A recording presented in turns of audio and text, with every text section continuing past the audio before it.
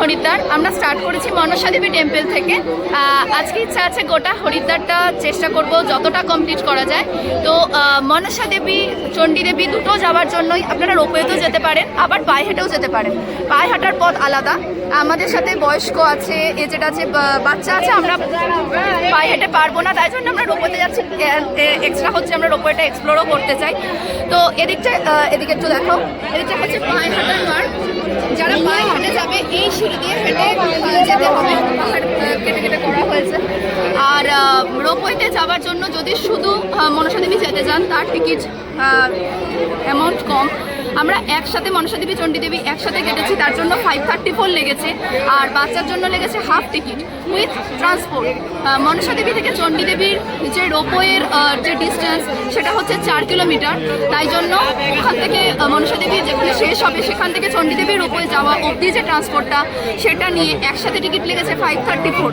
যদি আপনারা রোপওয়ে যে ট্রান্সপোর্ট সেটা না চান তাহলে টিকিট হচ্ছে 484। আমরা ট্রান্সপোর্ট নিয়েছি, তাই টোটাল কম্বাইন্ড টিকিট পড়েছে 534। যদি শুধু মনসা দেবী যান তার রোপওয়ের এন্ট্রি পেছনে, আর যদি একসাথে যেতে চান তার রোপওয়ের এন্ট্রি সামনে। তো চলো আমরা এখন রোপওয়ের এন্ট্রির দিকে যাচ্ছি। আগে রোপওয়েতে উঠি, তারপরে সেখান থেকে যে সিনিকিটা সেটা তোমাদের সাথে অবশ্যই দেখব।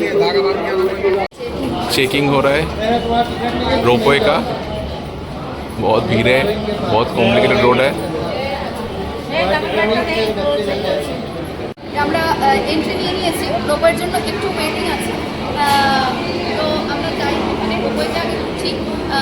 আমরা কিন্তু এর আগে যখন আসার আগে যখন ব্লগ নিয়ে রিসার্চ করেছি তখন দেখেছি যে রোপওয়ে থেকে যে ভিউ দেখা যায় হরিদ্বারের, সেই ভিউ ড্রোন থেকেও দেখা যায় না। তো আগে একটু দেখি যে সেই কথাটা সত্যি কিনা, তারপরে তোমাদেরকে দেখাচ্ছি। রোপওয়েতে উঠে গেছি আমরা। রোপওয়ে যাচ্ছে এখন মনসা দেবী টেম্পলের দিকে। বেশিক্ষণ টাইম না, ওখানে লেখা আছে টাইম 3 মিনিটস। চলো দেখে নিই।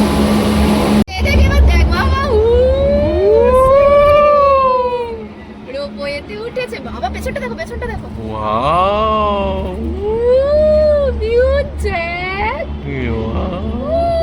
মিউ রোপওয়েতে উঠেছে। সামনে দেখো মামা, পাশে গার্ডেনটা দেখো, গার্ডেনটা দেখো।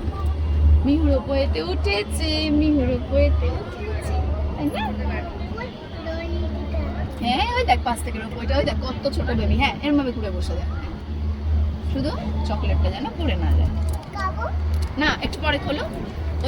বজরংবলীর মন্দির।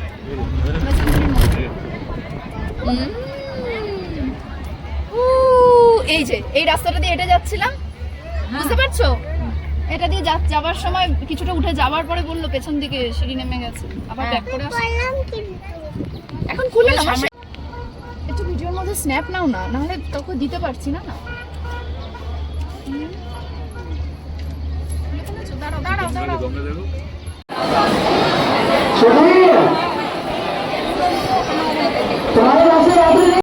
কি আর বলবো, ভয়ঙ্কর অভিজ্ঞতা মনসা দেবীর। মনসা দেবী টেম্পলে এসে হাজার, লাখে বললেও ভুল হবে, কোটি কোটি মানুষের ভিড়।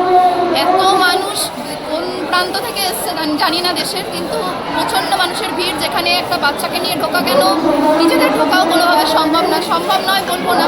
প্রচুর মানুষ এইভাবেই দর্শন করছে, কিন্তু আমাদের পক্ষে সম্ভব হয়ে ওঠেনি এত ভিড়ের মধ্যে ঠেলে ঢোকা। তো এখানে অনেক ভিআইপি লাইনের অফার আপনারা পাবেন, যদি পারেন দরদাম করতে তাহলে ভালো। আমাদের মাথা পিছু 300 টাকা করে নিয়েছে, সেখানে আর কোনো কিছুই দরদাম ওরা শোনেনি, কারণ এতটাই রাশ। সবাই ভিআইপি লাইন দিয়ে প্রায় ঢোকার চেষ্টা করছে, চাইছে। তো ভিআইপি লাইনে মাথা পিছু 300 টাকা করে। আমরা 4 জন অ্যাডাল্ট ছিলাম, যারা 1200 টাকা দিয়ে ভিআইপি লাইনে আমরা দর্শন করেছি। তাতে অনেক ভালোভাবে, অনেক শান্তিভাবে আমরা দর্শন করতে পেরেছি। তো এই একটা অপশান আপনাদের জানিয়ে রাখলাম। আপনারা যদি মনসা দেবীতে দর্শন করতে আসেন, হরিদ্বার আসলে তো অবশ্যই আসবেন। যদি সাধারণ লাইনে সম্ভব না হয় তাহলে ভিআইপি লাইন দেখতে পারেন। এখন মনসা দেবী শেষ করে আমরা মনসা দেবী দর্শন শেষ করে আমরা চণ্ডী দেবীর দিকে যাব। তার আগে আপনাদের সাথে মনসা দেবীর যে অভিজ্ঞতাটা হয়েছে সে অভিজ্ঞতাটা শেয়ার করব।